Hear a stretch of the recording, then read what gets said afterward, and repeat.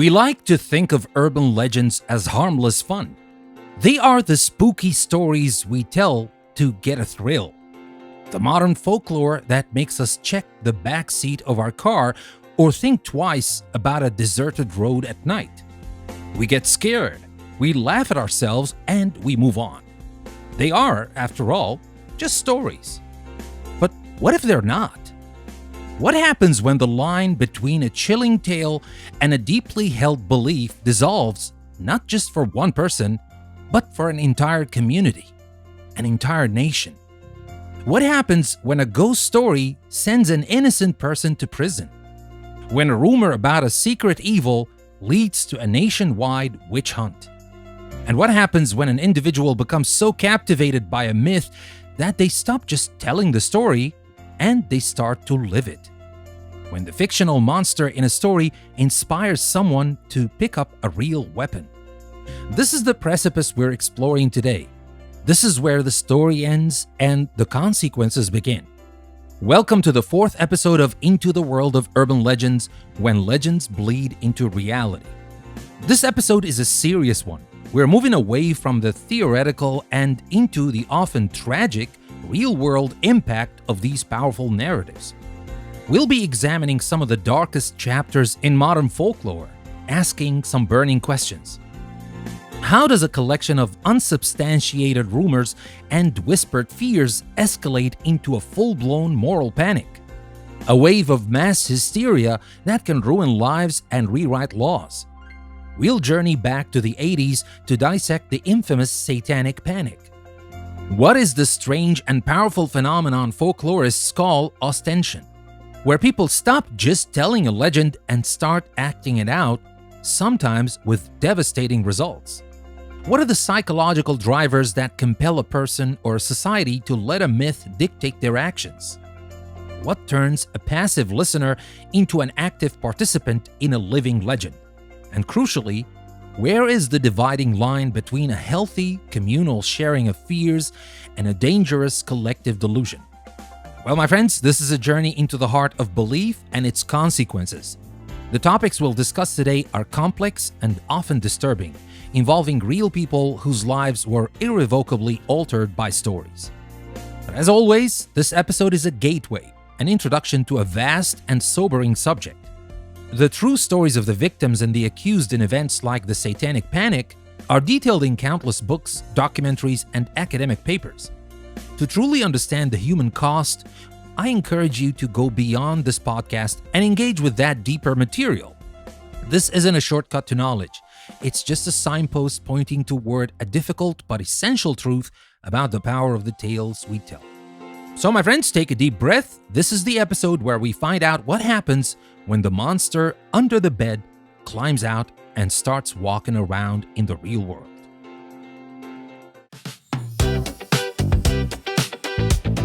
Hello and welcome back to Into the World of Urban Legends. In our journey so far, we've explored why our brains are wired to believe strange tales, how these tales travel and adapt across the globe, and where they are being born in our new digital age. Today, we confront the most critical question of all. So what? What is the actual, tangible impact of these stories on our lives and our society? This is the episode where we document the consequences, the moments when legends stop being entertainment and become a force that shapes reality, often for the worse. We'll be looking at this phenomenon through two lenses, the macro and the micro. First, the macro. What happens when a legend infects an entire society, leading to a collective nightmare known as moral panic? Then the micro. What happens when a legend infects an individual mind, leading them to act out the story in the real world, a phenomenon known as Ostension? Now let's start with the big picture. A moral panic is a widespread feeling of fear, often an irrational one, that a particular group or cultural trend is a threat to the moral fabric of society. A sociologist named Stanley Cohen laid out the blueprint. A threat is identified, the media depicts it in a stereotypical and sensational way, public concern builds, authorities and politicians respond, and the panic eventually fades or results in lasting social change.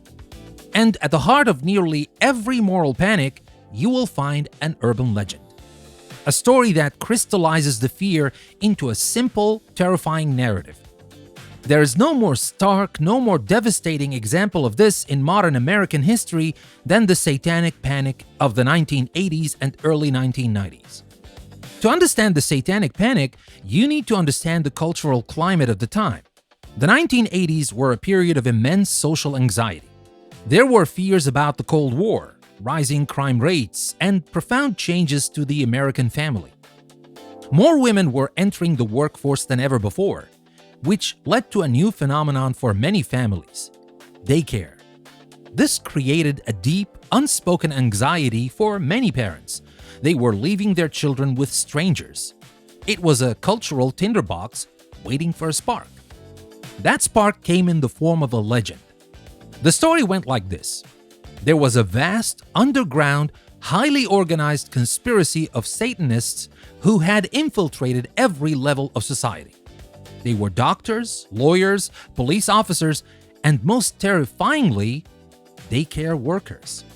And in these daycares, they were subjecting children to horrific, sadistic rituals, abusing them, sacrificing animals, and forcing them to participate in dark ceremonies. This was a classic urban legend. It combined the age-old fear of the other, in this case a misunderstood and demonized religious minority, with the very modern anxiety of stranger danger in daycare centers. But this legend didn't stay a whispered rumor. It was supercharged by a series of cultural catalysts. First came the books. In 1980, a book called Michelle Remembers was published. In it, a woman named Michelle Smith, with the help of her psychiatrist, whom she later married, recounted her supposedly recovered memories of being abused by a local satanic cult as a child. The book was filled with lurid, sensational details. It was also, as later investigations would show, completely fabricated. But it became a bestseller and provided a script for what satanic ritual abuse was supposed to look like. Then came the therapists, a new and now thoroughly discredited form of recovered memory therapy became popular, where therapists would use hypnosis and suggestion to uncover buried memories of trauma. In the charged atmosphere of the Satanic Panic, these therapists often pushed their patients, many of them young children, toward confirming the satanic abuse narrative they already believed to be true. The media, both local and national, fanned the flames with sensationalist talk shows and uncritical news reports. They had found the perfect villain. The Satanist became the ultimate scapegoat for all society's anxieties. The result of this mass hysteria was a modern-day witch hunt. The most infamous case was the McMartin preschool trial in California, which began in 1983. Based on the completely unsubstantiated testimony of one parent, prosecutors launched an investigation that would become the longest and most expensive criminal trial in American history. They interviewed hundreds of children using highly suggestive techniques and ultimately accused the school staff of dozens of counts of ritual abuse. After 7 years of trials and millions of dollars, the case resulted in 0 convictions. No evidence of any crime, satanic or otherwise, was ever found. But the damage was done. Not just at McMartin, but in dozens of similar cases across the country. Daycare workers, parents, and community members, people with no criminal records, people who were by all accounts normal, loving individuals, had their lives destroyed. They spent years in prison for crimes that never happened. Families were torn apart. Communities were traumatized. All because a story, a potent, terrifying urban legend, was believed to be true. The Satanic Panic is a profoundly sobering reminder that when a society decides to believe in a monster, it will find people to fit the costume. Now let's shift our focus from the collective to the individual. What happens when a single person decides to make a legend real? This is the world of Ostension. It's a term from folklore studies that means to show or to present. In this context, it means the enactment of a legend. Ostension can be relatively benign. The most common form is something many of us have done: legend tripping. This is when a group of teenagers dares to visit a local haunted spot, an old cemetery, a haunted bridge, an abandoned asylum, etc., to see if the legend is true. They might perform a ritual from the story, like flashing their headlights 3 times to summon a ghost. In doing this, they are participating in the legend, bringing it to life for a night. It's a rite of passage, a way to test boundaries and have a bit of fun.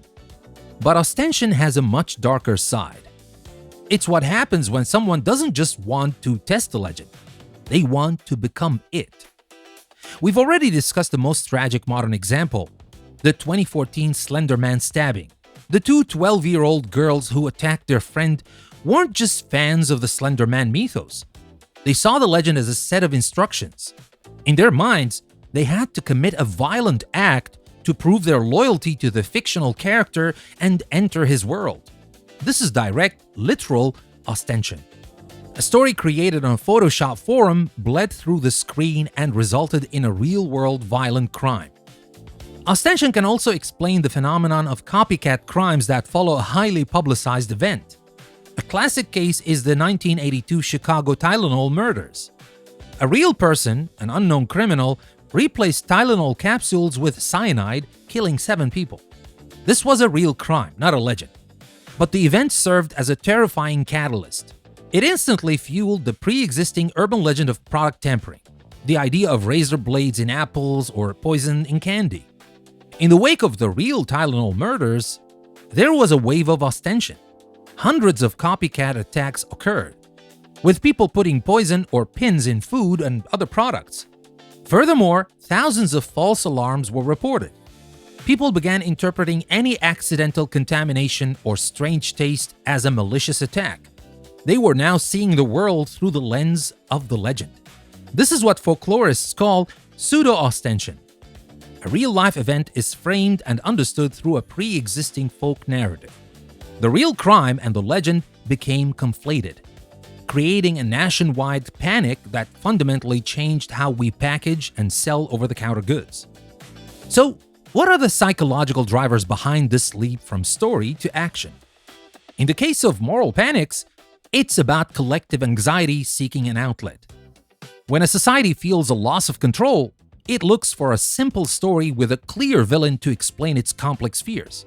The legend of the Satanic cult provided a neat, tidy explanation for the anxieties of the 1980s. Believing the story and persecuting the scapegoats was a way of feeling like you were doing something to fight a great evil, even if that evil never existed.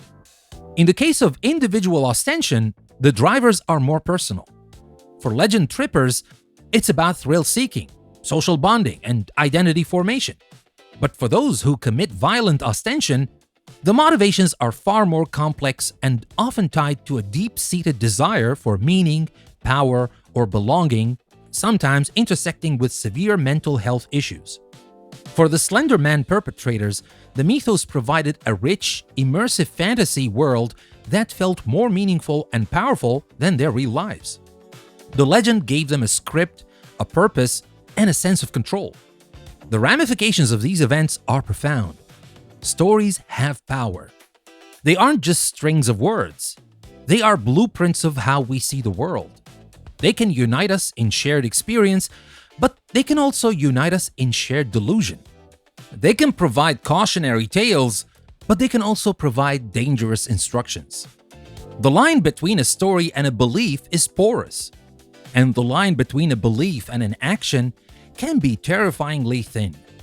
Understanding when legends bleed into reality is not just an academic exercise. It is a vital lesson in critical thinking, media literacy, and human psychology. It's a reminder that we must always be vigilant about the stories we choose to believe, and even more so, the stories we choose to spread. Because the monster in the story might be fake, but the harm it can cause is all too real. And that's the topic for today, my friends. Thank you very much for listening, but the episode is not over. Don't go anywhere yet because we still have the Focus on Language section that's coming next. I'll be right back.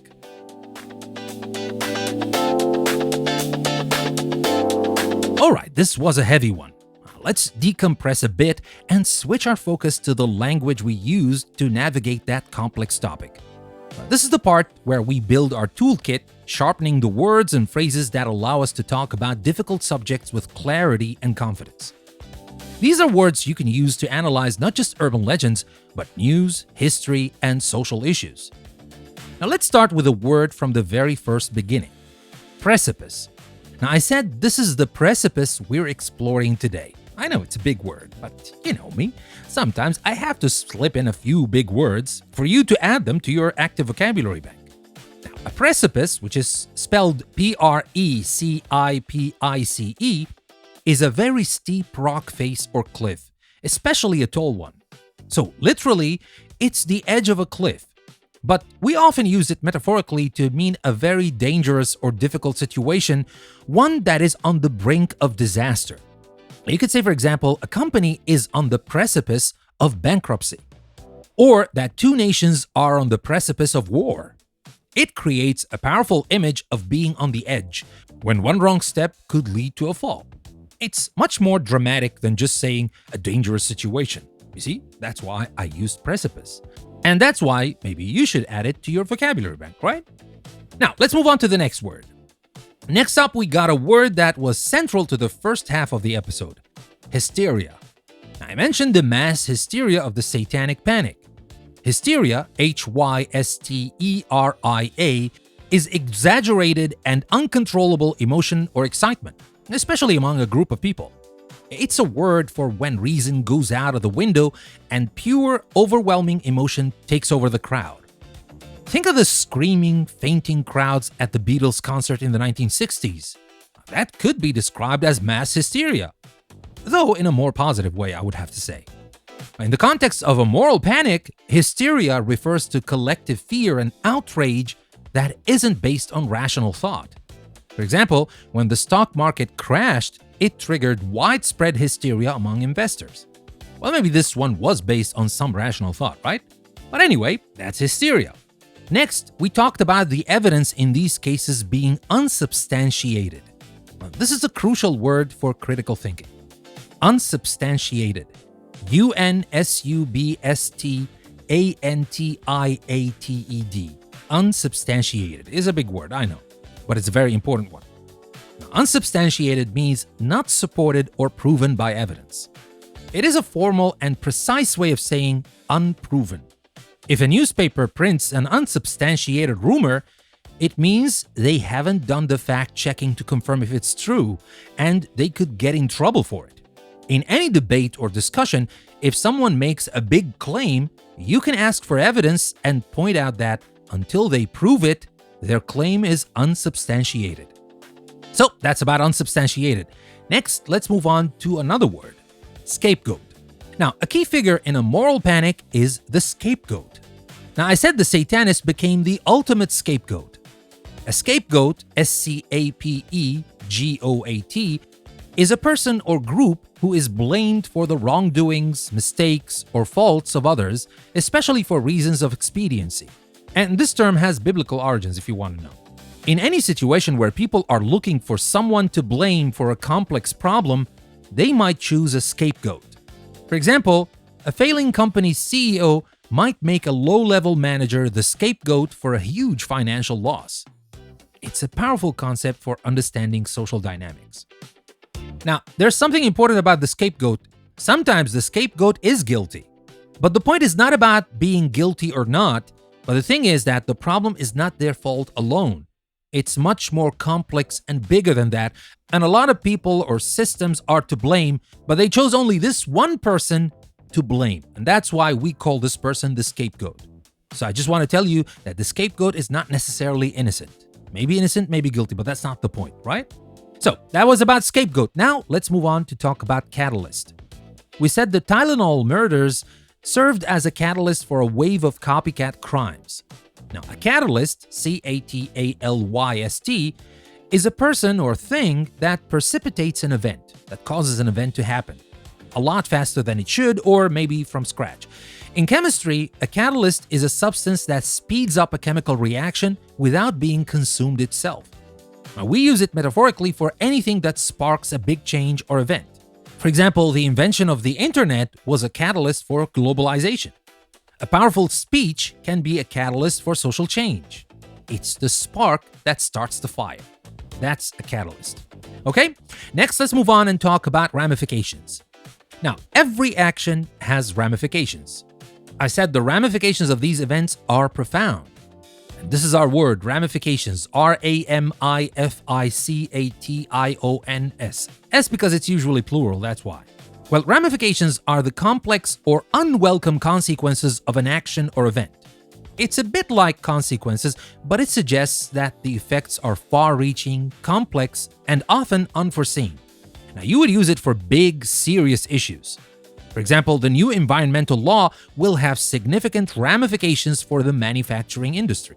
Or, before making a decision, we need to consider all the possible ramifications. All right? That's about ramifications. Next, let's talk about conflate. A common thinking error is to conflate two different things. Now, we talked about how the real Tylenol crime and the legend of product tampering became conflated. To conflate, C-O-N-F-L-A-T-E, means to mix or combine two or more separate things into one. It usually implies that doing so is a mistake or causes confusion. For example, people often conflate correlation with causation. Well, in plain English, just because two things happen at the same time doesn't mean one caused the other. Another example, an art critic might argue that a film conflates violence with entertainment. Well, my friends, conflate is a great verb for pointing out a logical error. And now, let's talk about another word. And this word is benign. Now, not all ostension is dangerous. I described legend tripping as relatively benign.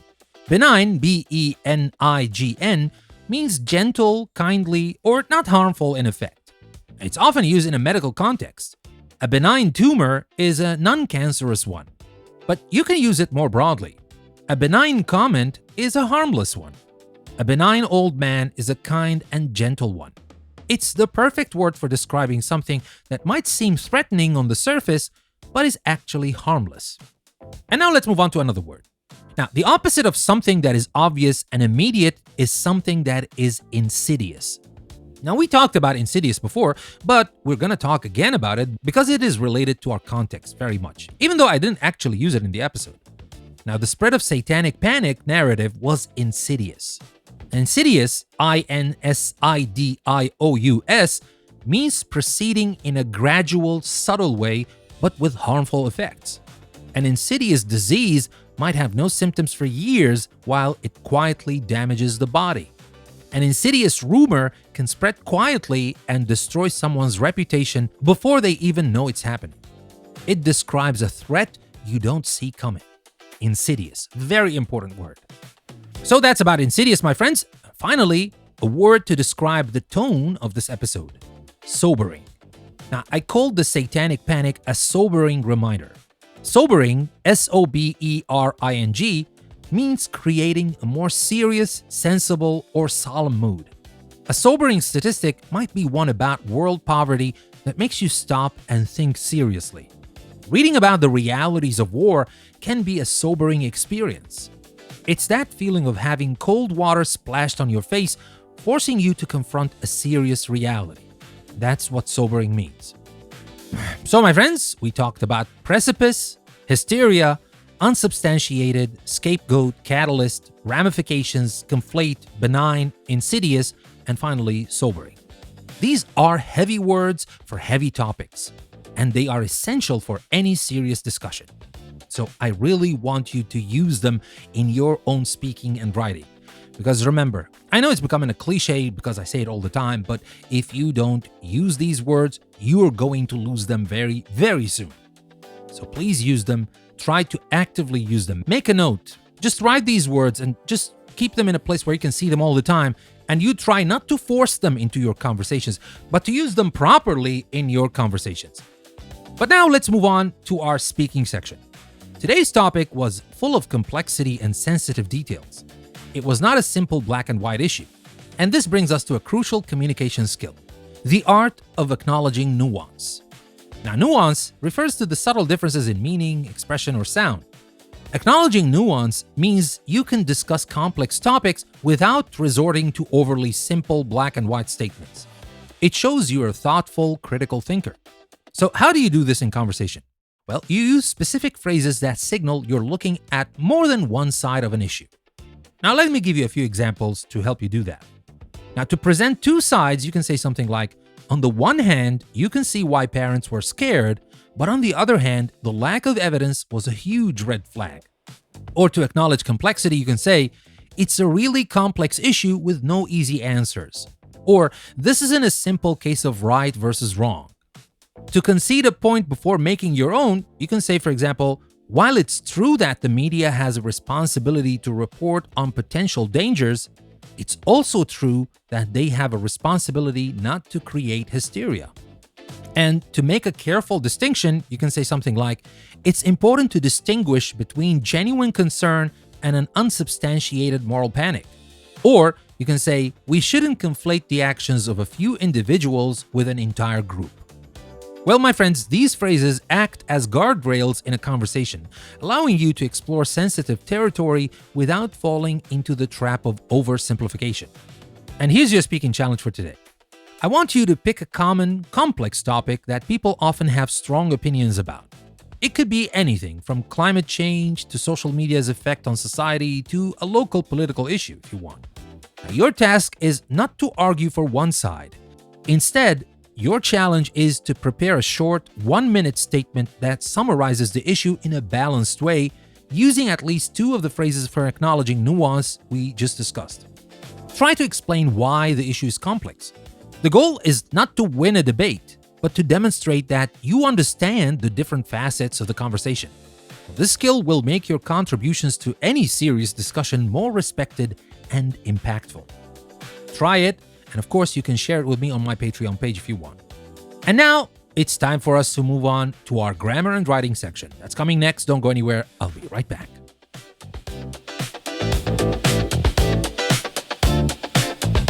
Welcome to the grammar and writing section, my friends. Today, we're shifting from being a consumer or even a creator of legends to being a voice of reason. Our writing challenge is this. I want you to write a short journalistic style piece, somewhere around 250 to 400 words, that gently debunks a common local rumor, a modern superstition, or a minor urban legend. Think of it as a blog post or a small article for a community newsletter. Your goal is not to be aggressive or mock people for believing it, but to be a clear, persuasive, and calming voice that introduces critical thinking. Now, to write a piece like this effectively, you need a specific set of grammatical tools that are all about logic, persuasion, and careful reporting. First, you need the language of cause and effect. You'll be explaining the real causes behind the perceived mystery. Now, to do this, you need strong transitional phrases that show logical connections. You can use as a result to show a result. For example, the old factory has been abandoned for decades. As a result, its decaying structure often makes strange noises in the wind. Or you can use due to and caused by to show a cause. For example, the story likely started due to a misunderstanding of the strange lights, which were caused by swamp gas. And you can also connect a series of events. You can say, the initial story was exaggerated by a local newspaper. Consequently, more people began visiting the site. This, in turn, led to even more eyewitness reports. See? Using these phrases makes your explanation logical and easy to follow. So that's my first tool in the toolkit, right? Second, a powerful tool for gentle debunking is the subjunctive mood. Now, we use the subjunctive to talk about situations that are unreal, hypothetical, or not factual. It's often signaled by the use of were instead of was. This is perfect for talking about a legend without accepting its premise. For example, instead of saying if the ghost was real, it would leave evidence, which sounds a bit clunky, you would use the subjunctive. If the ghost were real, we would expect to see some form of physical evidence. Another example, if it were true that a monster lived in the lake, there would have been a documented sighting by now. Now, using the subjunctive mood signals to the reader that you are exploring a hypothetical, not stating a fact. It's a grammatical, sophisticated way to say, let's think about this logically for a second. All right? So that's the second tool. Third, you need to master reporting language. You will be talking about what other people believe or claim.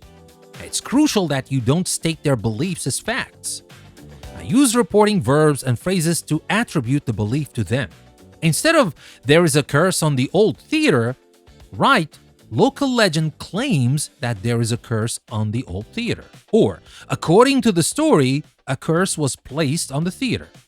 Other useful verbs include allege, suggest, maintain, purport. For example, we can say eyewitnesses alleged that they saw a shadowy figure, or this reports their claim without validating it. This is the bedrock of journalistic integrity and a key tool for a debunker. And finally, use rhetorical questions to encourage critical thinking.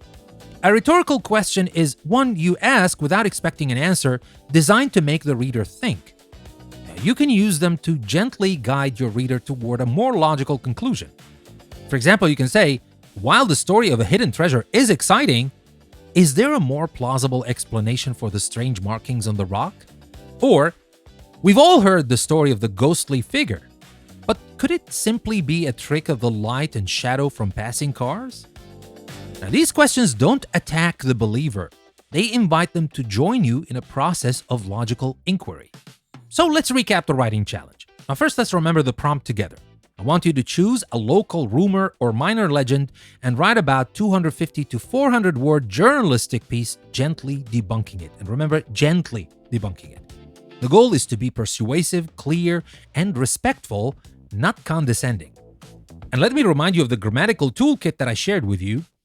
We talked about using cause and effect language to build a logical explanation, employ the subjunctive mood to explore the legend's hypothetical claims, use reporting language to attribute beliefs to their sources, and ask rhetorical questions to guide your reader's thinking.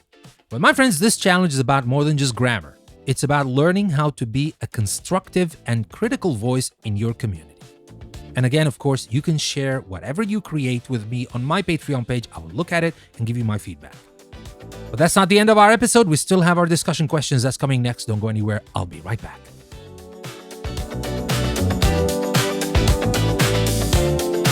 But today's episode touched on some heavy and complex themes about the real-world power of stories. The conversation shouldn't end here. Let's explore these ideas further in the comments section on the website or on our Patreon page. My first question to you is, can you identify a potential moral panic happening in our society today? Think about the formula: a perceived threat, sensational media coverage, and widespread public anxiety. Look at current events, social media trends, or political debates. Are there any modern phenomena that echo the dynamics of the Satanic Panic, even on a smaller scale? What are we as a society collectively afraid of right now? My second question is, have you ever participated in legend tripping or another form of benign ostension? Did you ever visit a place just because it was supposedly haunted or the site of a local legend? What was the experience like? Why do you think people are so drawn to physically interacting with these stories? And did it feel scary, silly, or something else entirely? Well, let me know. My next question is, what responsibility does the media, I'm talking about the news, social media platforms, entertainment, all of them, what responsibility do they have in preventing moral panics? In an age where information and misinformation spreads instantly, what is the role of journalists and tech companies? Should platforms be more aggressive in curbing the spread of unsubstantiated rumors? Where is the line between free speech and preventing dangerous mass hysteria? Next question, where do you draw the line between a deeply held belief and a dangerous delusion? Well, this is a difficult philosophical question. The girls in the Slender Man case had a sincere belief. The people who accused daycare workers in the 80s were genuinely convinced they were protecting children. When does a belief system cross the line and become a demonstrable danger to the individual or society? Who gets to decide? And my final question, can ostension ever be a positive force? Now, we focused on the negative consequences, but can acting out a story ever be a good thing? Now, think about people who are inspired by the legends of heroes to commit acts of charity or bravery. Or consider traditions like cosplay, where people embody fictional characters as a form of creative expression and community building. Can you think of examples where bringing a story to life has had a positive outcome? Well, let me know. And my friends, that brings us to the close of a very sobering episode. Now, we've seen that stories are not just passive entertainment, they are active agents in our world. They can build communities and they can tear them apart. They are a reflection of our fears, but they can also become the cause of them. And my friends, if you're processing the ideas of today's show and want to explore them further, our website is the place to go. You'll find a lot of extra things on EnglishPlusPodcast.com, so you can visit the website, check out our magazine articles, especially this week we're talking about urban legends in our magazine as well. And to get the whole package, to get everything that English Plus has to offer, you can do that by subscribing on Apple Podcasts or on Patreon. With that being said, thank you very much for listening. Thank you for wrestling with these difficult ideas with me. May our stories make us wiser, more empathetic, and more vigilant. And again, thank you very much for listening. I'll see you again next time.